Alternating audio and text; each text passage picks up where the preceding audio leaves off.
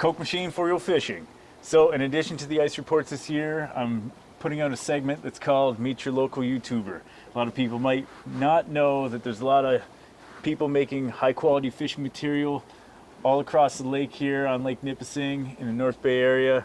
And once you get sick of watching the old Kokemachine here catch jack squat, you're gonna wanna tune in to some of these other channels and watch these guys catch some actual fish.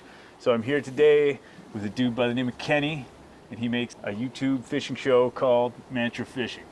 So how did you decide that you're gonna call it Mantra Fishing? It was one of those, I think I was listening to a song called Mantra a lot at the time, and it really stuck out as something, like I like that term. It's all about being inclusive and like opening up fishing and like just get out and have fun, have a good time, make it a good experience, and it just kind of stayed with me. Me and my wife talked it out, and trying to think of things. It's hard to find something that's catchy and a little different. I didn't want to go with just the typical Kenny D fishing. Like, it's just something I wanted to change up, and it just kind of stuck. I've thought about changing it, but you know what? I think at this point it's been 3-4 years. I think it's here to stay. Right on. So you started your channel in 2020?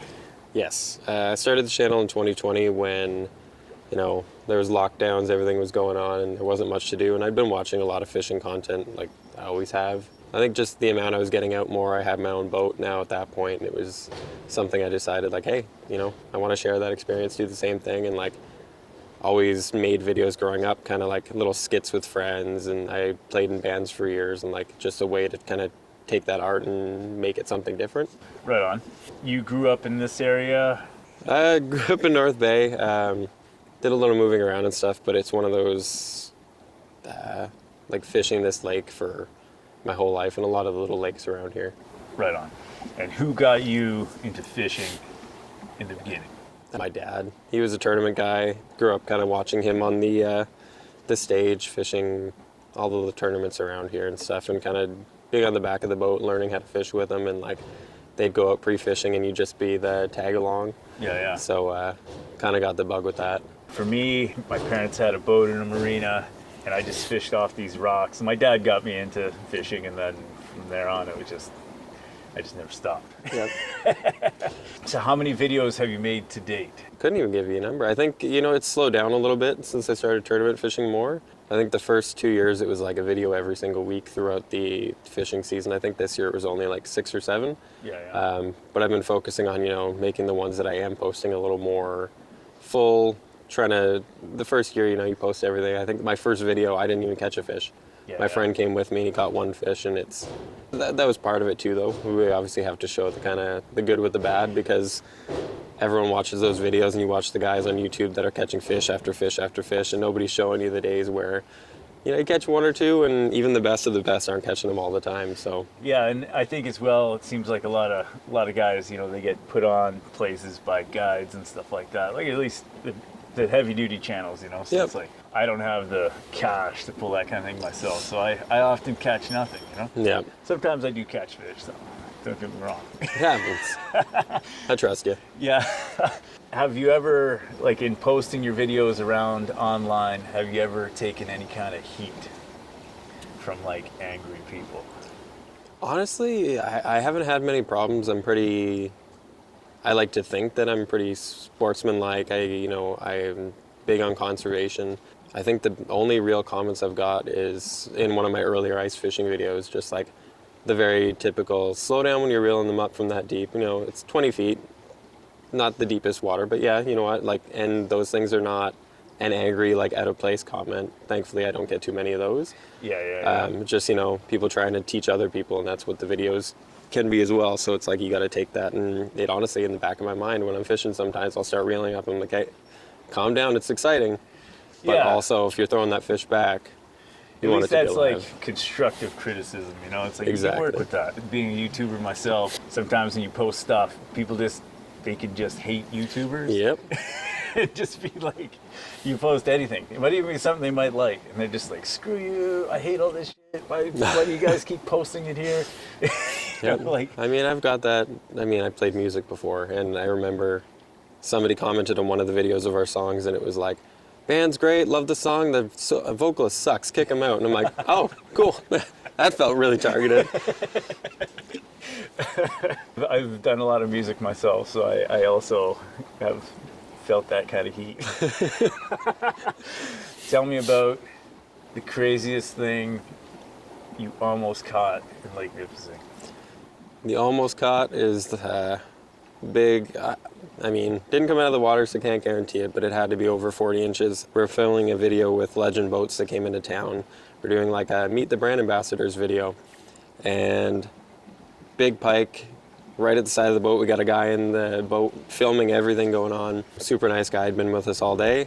Right by the boat, just snapped the line, just watched it, and it was just a moment of silence. We all just sat there, and now my friend Joe brings it up almost every time. Or if he doesn't bring it up, I just bring it up because I know it's coming. Maybe beat him to the punch, but that one stings a lot. There's a lot of missed fish. Those ones don't make the videos quite as often. Yeah, it's a relatable moment there. The only time I had like a sizable muskie on, not on this lake, it was on the French River. It was on and it was all over so fast. I thought I was hooked on a log. The log proceeded to swim directly under my boat. And then it just sawed through my line and it was gone. It was like almost like he didn't even fight me. He just did what he was going to do anyway. Just pulled away. The line just snapped and I was just like, holy shit.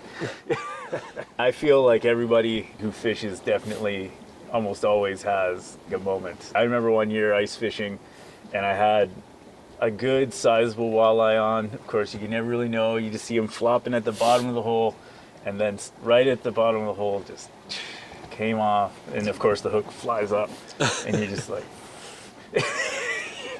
and you're like, that was my fish of the year. Lots of bad words flying around. Yeah, for sure. Let's talk about your favorite video that you've made that we can link up here in this video for people to watch that you feel is like exemplary of your channel.